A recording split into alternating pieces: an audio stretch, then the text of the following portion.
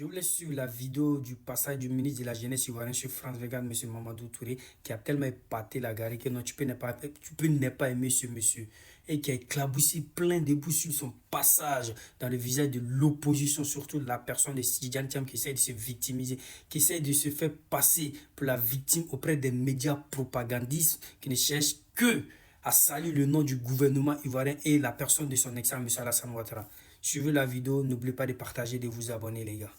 Le cas de M. Thiam qui a raconté beaucoup de choses, beaucoup de contre-vérités, qui ose dire que, comme 99% des Ivoiriens, lui avait une méconnaissance de la loi. Madame, vous trouvez ça sérieux que quelqu'un qui depuis 2 ans est candidat à une élection présidentielle vienne dire qu'il ne connaissait pas les lois qui régissent la participation à l'élection présidentielle? Soit il est de mauvaise foi ou c'est de la légèreté. Et donc, et qui met 16 mois avant de renoncer à une nationalité, alors qu'il aurait fallu qu'il renonce à temps à cette nationalité pour être candidat. Je pense qu'il faut être sérieux. Vous pensez que les Ivoiriens comprennent tout cela et que... Les élections présidentielles sont toujours l'occasion de tensions. Maintenant, ces tensions peuvent être artificielles ou réelles.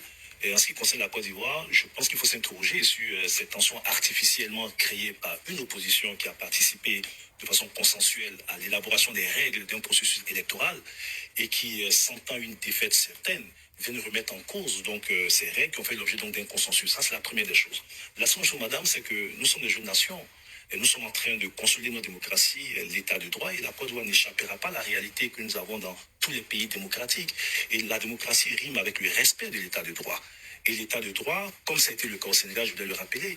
Rappelez-vous que Ousmane Sonko, leader charismatique de l'opposition au Sénégal, avait fait l'objet d'une condamnation et a été rendu inéligible, mais n'a pas brûlé le Sénégal.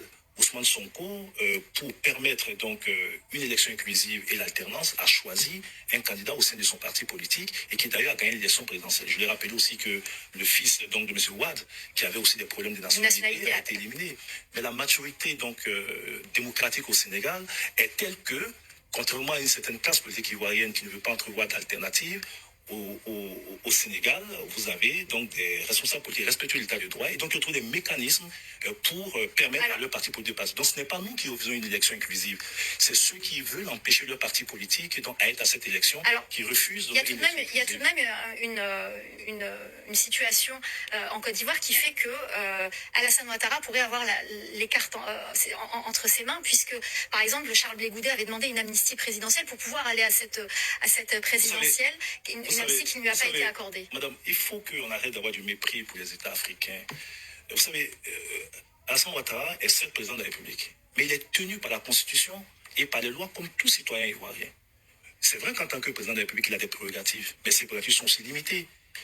Il ne pouvait pas amnistier Laurent Gbagbo et Charles Blé Goudet. Non, Alassane Ouattara ne peut pas amnistier qui que ce soit. Ce qui aurait pu être possible, c'était une proposition de loi à l'Assemblée nationale. Mais madame, cette proposition aurait pu venir aussi de l'opposition, parce que la loi permet à ces partis politiques qui ont des groupes parlementaires d'initier des propositions d'amnistie. Alors je trouve curieux que des partis qui sont aussi préoccupés par la situation de l'aide leader n'aient rien entrepris dans ce sens. Le PPACI, etc. aurait pu initier un projet de loi à l'Assemblée nationale. Est-ce qu'en réalité, il voulait que Laurent Gbagbo participe à ces élections? Je ne crois pas. Et donc, je dis, c'est une question de responsabilité. Aujourd'hui, Alassane Ouattara travaille à ce que nous ayons un pays en sécurité. Nous avons des institutions en charge d'organiser des élections qui font leur travail. Et il n'est pas question de s'immiscer dans ce travail pour garantir leur indépendance. Il revient maintenant à chaque parti politique de s'organiser pour participer à ces élections en n'empêchant pas ces électeurs de pouvoir choisir un candidat. Donc très rapidement, il ne reste plus beaucoup de temps. Est-ce que vous pensez que cette élection va se dérouler dans un climat apaisé, malgré toutes ces tensions, malgré le fait que les gros candidats n'ont pas pu être candidats, n'ont pas Mais il pu ne faut se pas avoir du présenter à mépris cette pour les autres élection. candidats. Vous avez Simon Évêque Gbagbo qui est une figure historique de l'opposition et qui est candidat. Vous avez Jean-Luc Pion qui est candidat. Il faut respecter tous les candidats. Moi, je respecte tous les candidats. Quand vous prenez le cas de M. Thiam qui a raconté beaucoup de choses, beaucoup de contre-vérités, qui ose dire que, comme 99% des Ivoiriens, lui, il avait une méconnaissance de la loi. Madame, vous trouvez ça sérieux que quelqu'un qui, depuis 2 ans, est candidat à une élection présidentielle vienne dire qu'il ne connaissait pas les lois qui régissent la participation à l'élection présidentielle? Soit il est de mauvaise foi ou c'est de la légèreté. Et donc, et qu'il met 16 mois avant de renoncer à une nationalité, alors qu'il aurait fallu qu'il renonce à temps à cette nationalité pour être candidat. Je pense qu'il faut être sérieux. Vous pensez que les Ivoiriens comprennent tout cela et qu'ils iront au scrutin serein? Les Ivoiriens aspirent à la paix. Les Ivoiriens ont été souvent traumatisés par ce qui s'est passé en 2010. Les Ivoiriens aspirent à la paix. D'ailleurs, en 2020, cette opposition n'a pas réussi à mobiliser l'opinion en sa faveur. Et je ne vois pas comment, cette fois-ci, ils pourront le faire. Et dire que, en dépit de tout ce qui est dit, M. Tidjane Thiam et je voulais donc lui rappeler, fait face à ses propres turpitudes. Il n'a qu'à s'en prendre à lui-même. Ce sera le mot de la fin. Merci beaucoup, Mamadou Touré, ministre de la Jeunesse et porte-parole adjoint du gouvernement. Merci d'avoir répondu à nos questions. C'est la fin du journal de ministre de la l'Afrique. Restez avec Jeunesse nous, ivoirienne. l'info continue.